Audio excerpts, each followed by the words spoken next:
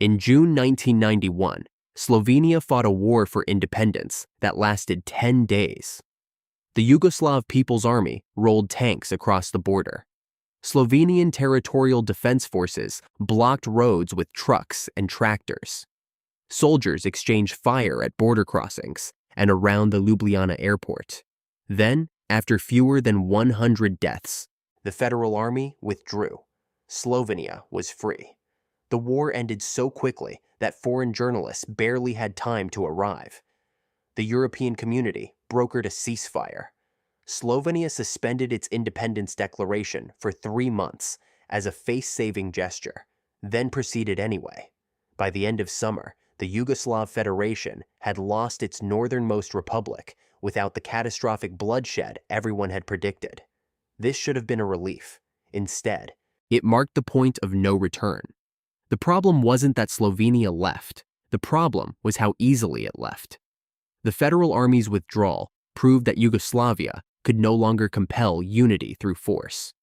Every other republic now understood that the center was hollow. The Federation didn't collapse all at once in June 1991. It had been failing for more than a decade, but Slovenia's 10-day war made that failure visible and irreversible.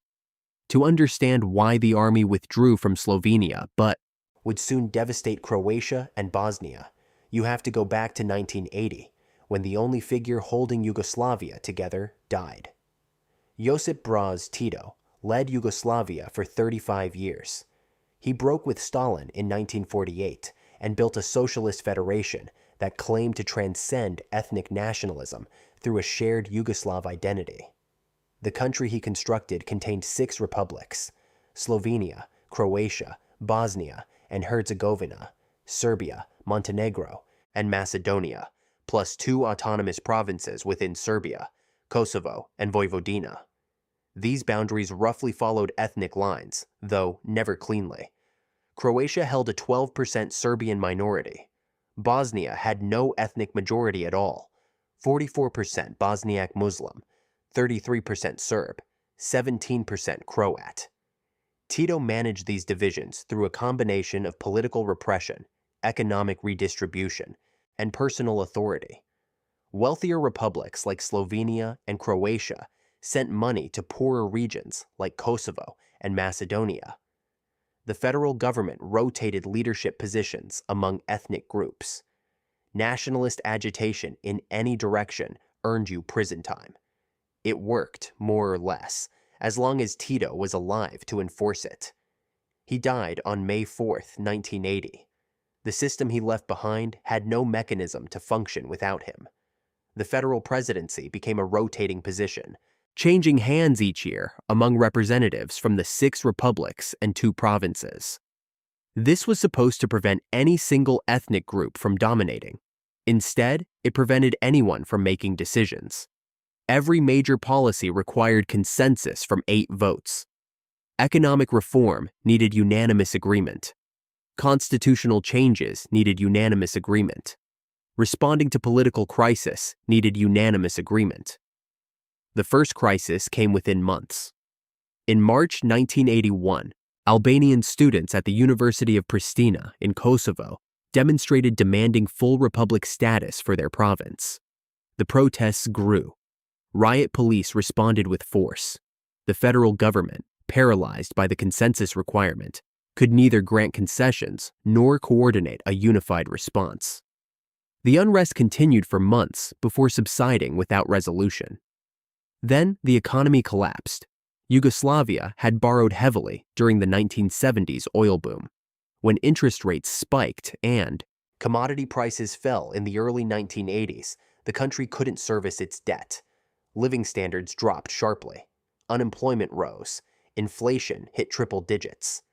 The federal government needed to implement austerity measures and structural reforms. It couldn't. Slovenia and Croatia wanted market liberalization. Serbia wanted increased federal spending in poor regions. Nobody would compromise because nobody had to. The consensus system had no tiebreaker. By the mid-1980s, the federation was functionally paralyzed. Federal institutions still existed. The presidency still rotated. The Yugoslav People's Army still recruited from all republics. But actual governance happened at the republic level. Slovenia and Croatia increasingly ignored federal directives. Serbia stewed over its loss of control. Into this vacuum came Slobodan Milosevic. Milosevic was a communist apparatchik with no particular nationalist credentials until April 1987, when he visited Kosovo Polja to meet with local Serbs who were protesting their treatment by the Albanian majority population. When police clashed with the crowd, Milosevic ad-libbed a line that would define the next decade. "No one should dare to beat you." The moment was captured on camera. For the first time since Tito's death, a political figure appeared to offer protection rather than process. Milosevic understood that nationalism could be a vehicle for power. Over the next 2 years, he systematically took control of the Serbian Communist Party, then the Serbian Republic government, then moved to capture the federal system itself.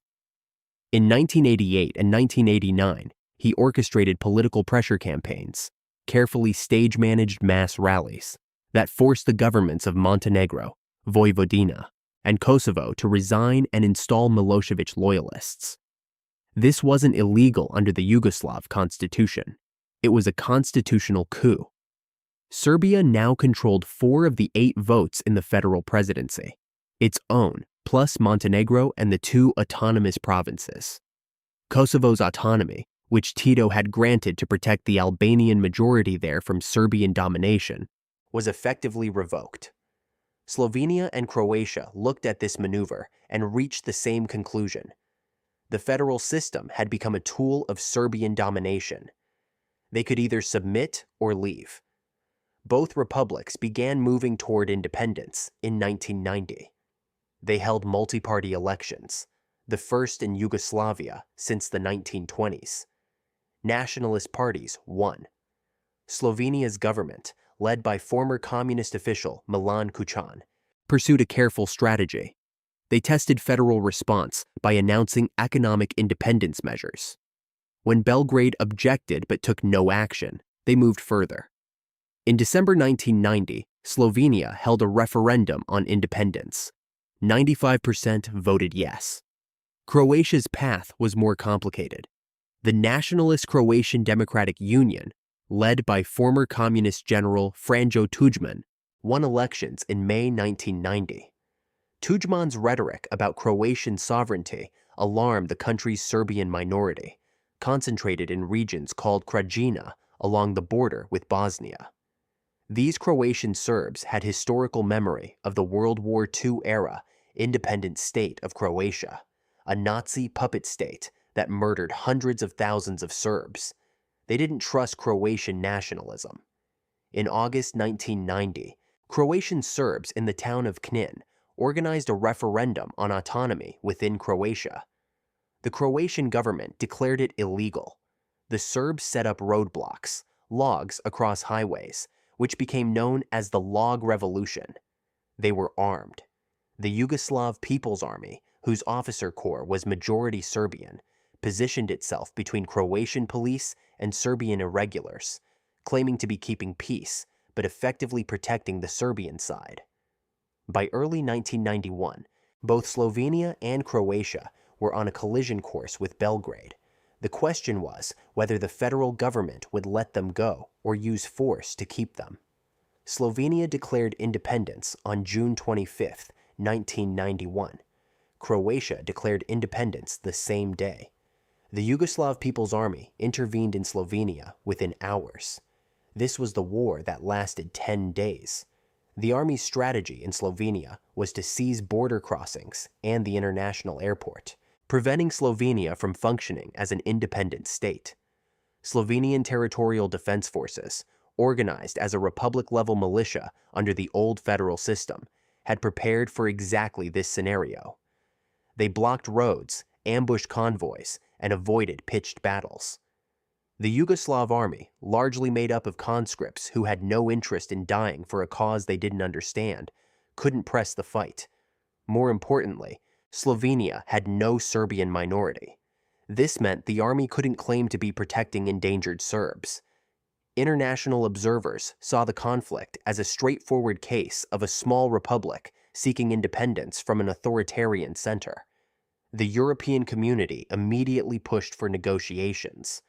Milosevic, who cared far more about controlling Croatia and Bosnia than holding on to Slovenia, agreed to a ceasefire. The army withdrew. Slovenia was independent, and the path was now clear for every other republic to test whether they could do the same. Croatia could not do the same. Croatia had a 12% Serbian population and a third of the Yugoslav army's bases and equipment on its territory. When the army withdrew from Slovenia, it didn't return to Serbia. It repositioned to Croatia. The war that began in Croatia in the summer of 1991 would not last 10 days. It would last 4 years, kill 20,000 people, and destroy any possibility that Yugoslavs could remain Yugoslavs. The Croatian War of Independence began not with a declaration, but with roadblocks. In August 1991, Serbian militias seized control of roads connecting Croatian towns to each other. They weren't trying to conquer Croatia. They were trying to carve out territories where Serbs formed local majorities and connect them into a continuous region they called the Republic of Serbian Krajina. The Croatian government sent police to dismantle the barricades. The Yugoslav People's Army intervened, claiming it was separating the two sides, but it only blocked Croatian forces. Serbian militias continued expanding their control. By September, the pattern was clear. The army provided heavy weapons and artillery support, while paramilitary groups did the close work of taking towns. The Croatian government had almost no military capacity. The Yugoslav army had confiscated weapons from Croatia's territorial defense units the previous year, citing concerns about separatism. Croatia was trying to fight a war with police pistols against an army with tanks. The siege of Vukovar demonstrated what this imbalance meant. Vukovar sat on the Danube River in eastern Croatia, a city of 45,000 where Croats and Serbs had lived as neighbors for generations. The Yugoslav army surrounded the city in August and began shelling it with artillery and rocket systems. The bombardment continued every day for 87 days. Croatian defenders, numbering around 1,800, held defensive positions in the city center, while the army systematically destroyed every building. The army wasn't trying to win quickly. It was trying to erase the city. Vukovar fell on November 18, 1991. The army executed around 200 wounded defenders and civilians who had sheltered in the city hospital. They loaded the bodies onto trucks and buried them in mass graves outside town. But the cost was visible beyond Vukovar. Every Croatian who saw footage of the ruined city understood that negotiation was not possible with forces willing to do this. The war would either end with Croatian defeat or with Croatia building a military capable of reversing what had happened. While Vukovar was being destroyed, the Yugoslav Navy was shelling Dubrovnik. Dubrovnik had no strategic value. It sat on the southern coast, isolated from other fighting, with no significant Serbian population nearby. The city was a UNESCO World Heritage Site. Known for its medieval walls and old town, shelling it served no military purpose. It was purely destructive, meant to demonstrate that Croatia's most famous landmark could be targeted with impunity. The bombardment began in October 1991 and continued sporadically for months. Shells hit the old town, damaging churches and historic buildings. The international reaction was immediate but ineffective. Foreign governments condemned the shelling. Journalists broadcast footage of stone walls being hit by artillery, but no military intervention came. The United Nations imposed an arms embargo on all of Yugoslavia, which meant Croatia could not legally import weapons, while the Yugoslav army already had everything it needed. By the end of 1991, Serbian forces controlled roughly 1/3 of Croatian territory. The Croatian government signed a ceasefire in January 1992 that brought UN peacekeepers into the occupied zones. The peacekeepers were supposed to demilitarize the areas and allow refugees to return. Neither happened. The ceasefire froze the front lines in place. Serbian forces remained in control. Croatia used the pause to build an actual army. This is when the war moved to Bosnia. Bosnia's situation was more complex than Croatia's or Slovenia's. Bosnia had no majority ethnic group. Bosniaks, called Muslims in Yugoslav terminology, made up 44% of the population. Serbs were 33%, Croats 17%. These groups lived intermixed, especially in cities. Sarajevo, the capital, was the most ethnically diverse city in Yugoslavia.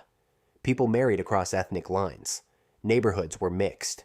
The idea of dividing Bosnia cleanly into ethnic territories was practically impossible and would require massive displacement. Bosnia held an independence referendum in February 1992. Bosnian Serbs boycotted the vote, but among those who participated, 99% voted for independence.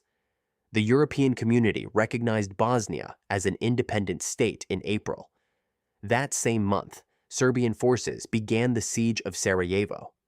The siege would last 1,425 days, making it the longest siege of a capital city in modern warfare. Serbian forces positioned artillery in the hills surrounding Sarajevo and began shelling civilian areas. They controlled the roads in and out of the city, cutting off supply routes. The siege wasn't designed to capture the city through ground assault.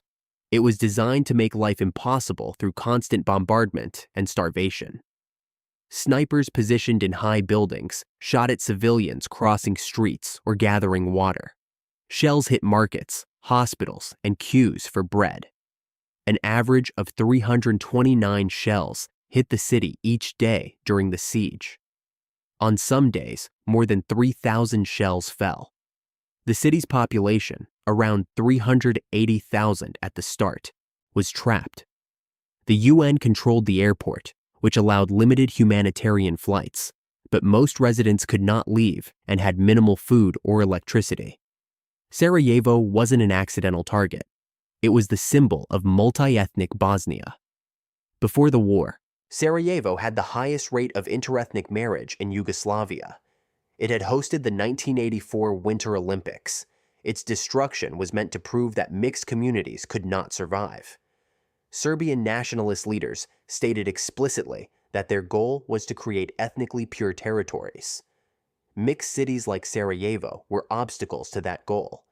The term ethnic cleansing entered international usage during the Bosnian War because there was no existing phrase that captured what was happening. This was not incidental civilian death during combat. It was the systematic removal of ethnic populations from territory through killing, rape, and forced deportation. Villages were burned. Populations were separated by ethnicity. Men were taken to detention camps. Women were held in facilities where they were systematically raped. The goal was to make return impossible, both physically and psychologically. The cleansing was most organized in northern and eastern Bosnia, where Serbian forces wanted to create continuous territory linking Serbia to Serb-held areas in Croatia. Towns with Bosniak majorities were emptied. Mosques were demolished. The international community documented the camps, broadcast footage of emaciated prisoners, compared the scenes to Nazi concentration camps. The UN Security Council established an international criminal tribunal to prosecute war crimes, but no military intervention came to stop the cleansing while it was happening. The worst single atrocity occurred in July 1995 in the town of Srebrenica. Srebrenica had been designated a UN safe area, supposedly protected by peacekeepers. Around 40,000 Bosniak refugees had gathered there, believing the UN presence would protect them. On July 11th, Serbian forces under General Ratko Mladic overran the town. The UN peacekeepers, a small Dutch battalion, did not resist. Over the next several days, Serbian forces systematically separated men and boys from women and children. They loaded approximately 8,000 Bosniak males onto buses and trucks, drove them to locations outside town, and executed them. The bodies were buried in mass graves. Some graves were later dug up, and the bodies moved to secondary sites to hide evidence. Srebrenica was not chaotic violence. It was organized execution following a military operation. Mladic was filmed handing out chocolate to children before the killing began. Survivors reported that victims were told they were being taken for questioning. Instead, they were lined up and shot. The massacre took several days to complete because of the number of people being killed. The fall of Srebrenica finally changed international calculations. NATO had been conducting limited airstrikes since 1994. But after Srebrenica, the bombing campaign intensified. At the same time, the Croatian army had been rebuilding since the 1992 ceasefire. In August 1995, Croatia launched Operation Storm, a large-scale offensive that retook most of the Serbian-held territory in Croatia within days. Around 200,000 Serbs fled the region, many of them refugees for the second time in the war. The combination of Croatian military success and sustained NATO bombing shifted the battlefield balance. All sides were exhausted. The war had killed around 100,000 people and displaced 2 million. In November 1995, the presidents of Bosnia, Croatia, and Serbia met at a U.S. Air Force base in Dayton, Ohio, to negotiate an end to the fighting. The Dayton Agreement created a country that existed on paper but barely functioned in practice. Bosnia remained a single state with internationally recognized borders, but internally it was divided into two entities. The Federation of Bosnia and Herzegovina, controlled by Bosniaks and Croats, held 51% of the territory. Republika Srpska, controlled by Bosnian Serbs, held 49%. Each entity had its own government, police, and army. A weak central government in Sarajevo had minimal power. NATO deployed 60,000 troops to enforce the agreement and separate the armies. Dayton ended the killing, but it ratified the ethnic cleansing. The territories controlled by each side at the ceasefire became permanent. Refugees could theoretically return to their homes, but in practice, almost none did. The communities that had been mixed were now divided. Bosnia continued to exist as a state, but Bosnians no longer existed as a unified people. The lesson was clear to anyone watching. The international community would intervene after genocide, not before. Diplomatic pressure achieved nothing. Only military force, whether from NATO or from a rebuilt Croatian army, could change facts on the ground. And the final settlement would reflect whoever controlled territory when the fighting stopped, not who had lived there before the war began. This lesson mattered in Kosovo. Kosovo had been restless since the late 1980s, when Milosevic revoked its autonomy. The province was 90% Albanian, but Serbia considered it the historical and spiritual center of the Serbian nation. Medieval monasteries dotted the landscape. The Battle of Kosovo in 1389, where Serbian forces were defeated by the Ottoman Empire, occupied a mythic place in Serbian identity. Milosevic built his political career partly on a 1987 speech in Kosovo, telling Serbs they would not be beaten again. But the Albanians living there had no interest in Serbian mythology. They wanted independence, or at least the autonomy they had enjoyed before Milosevic stripped it away. In 1990, they held an unofficial referendum. 99% voted for independence. Serbia ignored it. Albanian students and workers were purged from universities and state enterprises. The Albanian language was removed from official use. An entire parallel society developed. Albanians ran their own schools, clinics, and tax system. Ibrahim Rugova, a soft-spoken literature professor, led a campaign of peaceful resistance. It achieved nothing. By the mid-1990s, younger Albanians were losing patience. They had watched Slovenia leave with minimal bloodshed. They had watched Croatia fight and win international recognition. They had watched Bosnia suffer genocide while the world sent peacekeepers with no mandate to stop it, and then watched Dayton reward the ethnic cleansers with territory and political power. The lesson was unmistakable.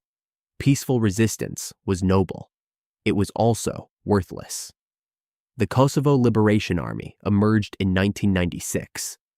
At first, it was small, poorly armed, and dismissed by both Serbia and Western governments as a terrorist group. But it had a strategy: provoke Serbian forces into a crackdown, document the crackdown, force the international community to choose between intervention and complicity. Serbian police responded to KLA attacks with increasing brutality.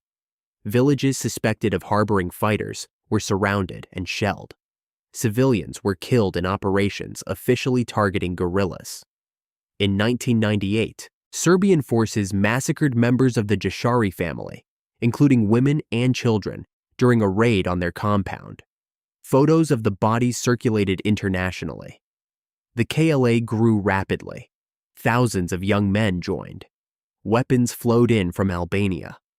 By the summer of 1998, Serbian forces controlled the cities, but the KLA controlled significant rural territory.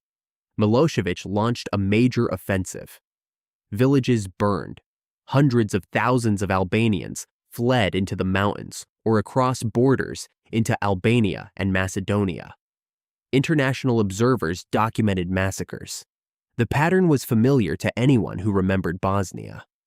This time, however, the international community reacted before genocide, not after. NATO threatened airstrikes unless Serbia withdrew forces and accepted a political settlement. Milosevic agreed to a ceasefire and allowed international monitors into Kosovo. The ceasefire lasted through the winter, but both sides used it to rearm and reposition. In January 1999, Serbian forces massacred 45 Albanian civilians in the village of Rečak. The monitors documented it. The evidence was undeniable. NATO convened peace talks in Rambouillet, France. The proposal offered Kosovo substantial autonomy within Serbia, backed by NATO peacekeepers on the ground. The Albanians reluctantly accepted. Serbia refused. The sticking point was the provision allowing NATO troops free movement throughout Serbian territory, not just Kosovo. Milosevic saw it as an occupation. NATO saw it as the minimum guarantee needed to prevent another Srebrenica. Diplomacy ended. On March 24, 1999, NATO began bombing Serbia. This was unprecedented. NATO had never conducted an offensive military operation. The alliance had been created to defend Western Europe from Soviet invasion. Now it was attacking a sovereign state to protect a minority population within that state's borders. There was no UN Security Council authorization. Russia and China would have vetoed it. NATO acted without it. The bombing campaign was supposed to last a few days. It lasted 78. NATO aircraft struck military installations, infrastructure, communications facilities, and eventually civilian targets, including bridges and the state television building in Belgrade. Dozens of Serbian civilians died. NATO called it collateral damage. Milosevic's response was escalation. Serbian forces launched a massive operation to expel Kosovo's Albanian population. Over 800,000 people fled in a matter of weeks. Villages were systematically emptied. Men were separated from their families and executed. Women were raped. Houses were burned to make return impossible. The operation was planned and coordinated. This was not collateral damage. This was the objective. NATO intensified the bombing. NATO officials had expected Milosevic to back down quickly. Instead, he was using the bombing as cover for ethnic cleansing. The intervention meant to prevent atrocity was now providing the excuse for it. NATO was trapped. Stopping the bombing would reward ethnic cleansing. Continuing it meant watching the ethnic cleansing accelerate. Ground invasion was discussed but rejected. The terrain favored defenders. Casualties would be high. Alliance unity was fragile. Several member states had no appetite for a land war. NATO continued bombing and hoped Milosevic's resolve would break before NATO's did. It did. In early June, Milosevic agreed to withdraw Serbian forces from Kosovo. NATO troops entered as peacekeepers. The United Nations took over administration. Kosovo remained legally part of Serbia, but Serbian authority was gone. Albanian refugees returned. Serbian civilians, fearing revenge attacks, fled north. Kosovo became effectively independent, though formal recognition would take another 9 years. The bombing of Serbia was the last military act of Yugoslavia's dissolution. Milosevic had tried to hold Kosovo by force. He lost Kosovo and destabilized Serbia. In 2000, mass protests forced him from power. In 2001, he was arrested and transferred to the International Criminal Tribunal in The Hague. He died in prison in 2006 while on trial for genocide, crimes against war, and crimes against humanity. He never finished testifying. Kosovo declared independence in 2008. Most Western nations recognized it. Serbia, Russia, and China did not. The dispute continues, but there is no serious prospect of Kosovo returning to Serbian control. NATO troops remain. The separation is permanent. Montenegro, the last republic still joined with Serbia, voted to leave in 2006. The margin was narrow, but enough. Serbia did not resist. The Federal Republic of Yugoslavia, which had been reduced to just Serbia and Montenegro in 1992, ceased to exist. 7 states now occupy the territory that was Yugoslavia. Slovenia and Croatia are members of the European Union. Bosnia and Herzegovina exists but barely functions, still divided along ethnic lines established at Dayton. Serbia has abandoned its claims to Croatia and Bosnia, but not to Kosovo. North Macedonia joined NATO. Montenegro applied for EU membership. Kosovo is recognized by roughly half the world's countries. None of these states has a political movement advocating reunification.